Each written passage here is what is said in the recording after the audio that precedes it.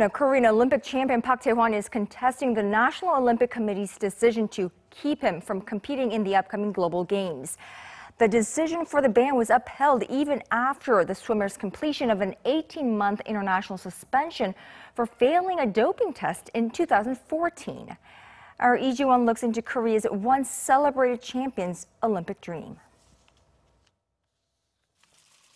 Korean Olympic gold medalist Park Tae-hwan announced his decision to ask the Court of Arbitration for Sport to mediate with the Korean Olympic Committee, which refused Park from racing at the upcoming Rio Olympic Games.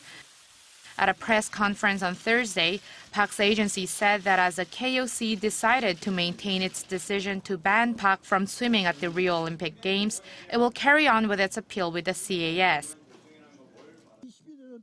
He's only taken one road, swimming, for 22 years, and it's not right to turn him into a druggie and make him live a shameful life forever. The CAS is often referred to as Sports Supreme Court, and it may judge in favor of Park. However, it has no jurisdiction to force any change in KOC's decisions.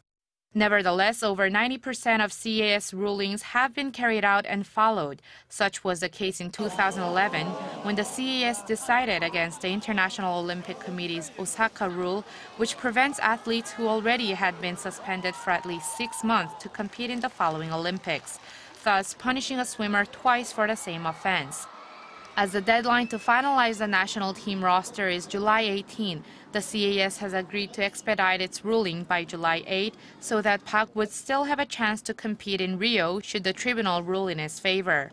The 26-year-old Park failed a doping test in September 2014 and served an 18-month international suspension that ended last month.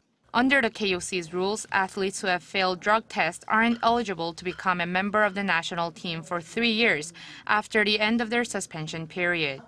Lee Ji-won, Arirang News.